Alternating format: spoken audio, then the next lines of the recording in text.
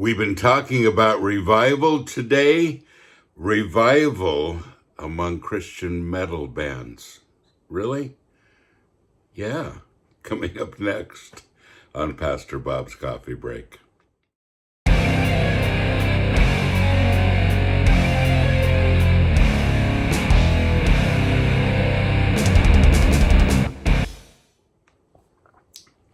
Doing the brew this morning. Headbangers Brew, currently in whole bean, decaf, ground, K-cups. We have a new blend coming out. I'm actually drinking it right now. I know. And I'll talk more about that when it comes out. But we'll have two blends of two kinds of Headbangers Brew. This is the classic blend. Another one's coming. And that and our cool mugs. Now, this is one of the coolest. And it says, Classic Christian Metal Fan. Has all the classic Christian metal bands on it, as you can see there. And we have that not only in the mug, but we have another mug too, with our Maynard Metal character. Classic Christian metal bands. But wait, there's more. There's a poster. These posters are awesome. And this is one size. There's a 2-foot by 3-foot size as well. And then, of course, there's always the t-shirt. Classic Christian metal fan on one side. On the other side of the shirt, all the bands. By the way, it's soon to be a shower curtain as well, I know. Because so many of you need a good shower curtain, and there is a Pastor Bob shower curtain right now, but there will be that one too. And of course, all of the proceeds of all the stuff we have go to help the homeless folks. Right here, wearemetalwearefamily.com. I can't wait to share this new blend with you when it comes out. Pretty cool. So here is the question that came in. My band was popular in the early 90s. Since then, music has changed a lot. Our style is no longer relevant. And since I don't feel called to do another style of metal, I find myself without purpose and ministry. Suggestions for all of us who are has-beens? No such thing as a has-been, honestly. And can I just say, folks, and please listen, and this is my plea to Christian metal bands everywhere, old and new. Listen, you're never finished, because the point of you beginning had really nothing to do so much with music. It had to do with ministry. Now, there are people that say, well, are we a Christian band? Are we band with Christians? Are we, and that, whatever you decided you were. But the point is that God probably calls you to ministry. And you felt like the only way to ministry is in your guitar, or in your voice, or in your drums, your keyboards, whatever you might have played, or might still play. And there are some really good musicians out there that maybe can't make enough money to live doing their music, and so they feel like they're finished, as if music was the whole thing. Can I give you a little surprise statement? Music, Christian music, has never saved anyone. The message that it brings is the message of faith, the gospel, and that's what penetrates our hearts. You simply used music as a carrier, a vehicle to present a powerful message. But you see, the message is still there to present. The message is still there to communicate. And you're not finished yet. So whether you're an older band that said, my time is gone, I'm out of ministry, I don't do that anymore. What were you called to? You weren't called to play the guitar. That's a talent that you used in your calling. You were called to proclaim the gospel of Jesus Christ, and you're not finished. New bands out there, I don't care what you call yourself, Christians in a band, a Christian band, whatever. God has called you not because of your music, He's called you because of a higher purpose, to presenting the gospel of Jesus Christ to a dying world. That's the point. If people love your music, great, but can I tell you, those of you that feel like, okay, we're God's gift to the world, and some of you currently may have that kind of band that reaches a lot of people for now. Music is fickle. Music changes. People go from one to the next to the next. I was there a few decades ago when all these metalheads, for some reason in the United States, started following grunge instead and abandoned the metal. All of a sudden their tastes changed, and a whole bunch of bands, Christian metal bands, were no longer all that popular, and the scene kind of died here. Not internationally, but here. Why? Well, because people are fickle with their music.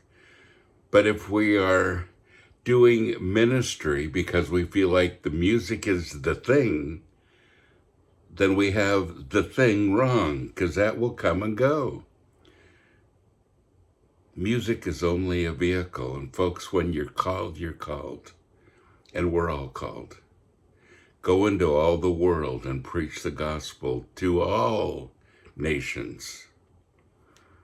The Bible says go.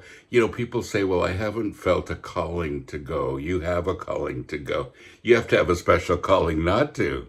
Seriously. Because He says go. What does that mean? Well, it means go. When you're sitting at a stoplight with your car and it turns green, it means what? Well, let's think about it for a while. Let's consider this. Let's consider all the aspects. And does it mean that it's go just for this kind of car or that kind of car? What does it mean? It means go for everyone. Go. That's what He's saying. Go. Like the light just turned green. Go. And it's not turning red anymore. Keep going. Keep going.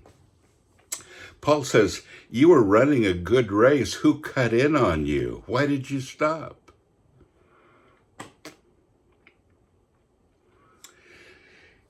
Let's turn to Galatians chapter 6. Galatians chapter 6, verses 9 and 10. And listen to this, and especially to Christian metal band people who have stopped. Listen, let us not grow weary or become discouraged in doing good, for at the proper time we will reap if we don't give in. So then, while we as individual believers have the opportunity, let us do good to all people, not only being helpful, but also doing that which promotes their spiritual well-being, and especially be a blessing to those of the household of faith, of born-again believers. I want to read it in the Message commentary as well. I like it here too. So let's not allow ourselves to get fatigued doing good. At the right time, we will harvest a good crop if we don't give up or quit. Right now, therefore, every time we get the chance, let us work for the benefit of all, starting with the people closest to us in the community of faith. Why there? Well, because that's where you connect with the rest of the body of Christ to go out into the world and to be a force to be reckoned with. I know. So what does this have to do with Christian metal bands? Everything. Let us not get weary or faint. Let us not get fatigued. Don't get discouraged. Don't give up. In other words, don't get tired of doing what's right. For after a while, you'll reap a harvest of blessings if you don't get discouraged and if you don't give up. There are all kinds of things that are discouraging out there, all kinds of reasons to give up. And it says don't. Because after a while, you'll reap a harvest of blessings if you don't get discouraged and if you don't give up. Keep going because they're right ahead. You say, well, I don't play my instrument anymore. It never was about the instrument. It was always about the message. It was always about you as a Christian presenting the message of Jesus Christ. It was always about that. It was never about how good you are on the guitar or how well you can sing. Maybe God's calling you to do it again. You know, my podcast appears in many places. Maybe you're watching the podcast on one of the Christian metal forums that are full of thousands of people who followed you in the day, who would love to hear from you again, who would love to have your input in their lives once again, and probably are feeling abandoned because you're not communicating anymore. They'd love to hear from you. Is that right? I'd love to see your comments below. Is that right for you? What do you think about the bands that you don't see or hear from anymore?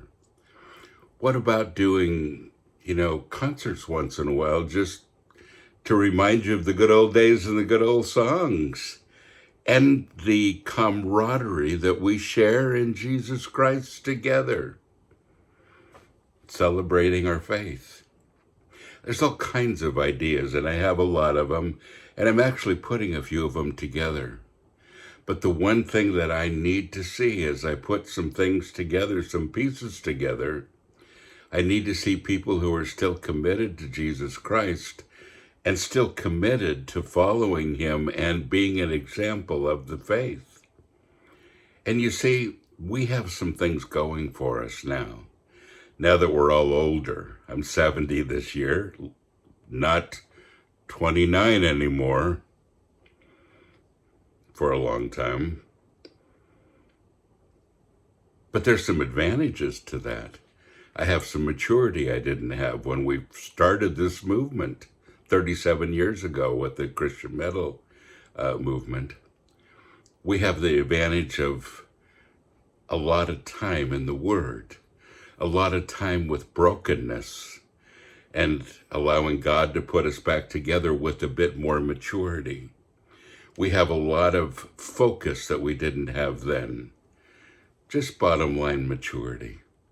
And there's a whole lot of Christian metal bands who were popular then, the people who are a little older now, but more mature, who was more capable of helping to bring revival to the metal crowd than they are. After all these years of following the Lord and going through so many things, don't you ever feel like you're disqualified? If anything, you're more qualified than ever.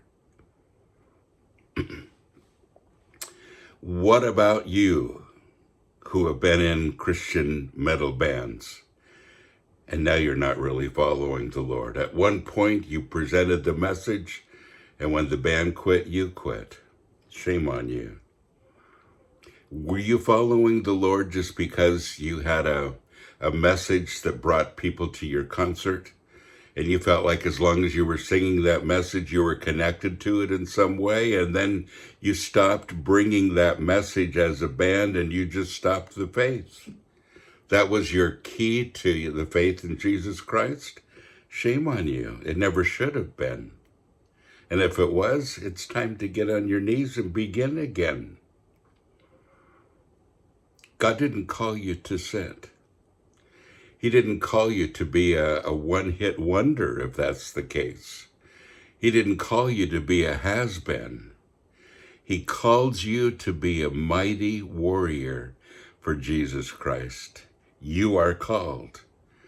Don't sit by and let another day go by that you don't realize you are called. Keep going. Again, Paul says you were running a good race. Who cut in on you? He doesn't say, okay, just sit out. Since somebody cut in on you, just sit for a while. Okay, why don't you sit and think about what you did wrong?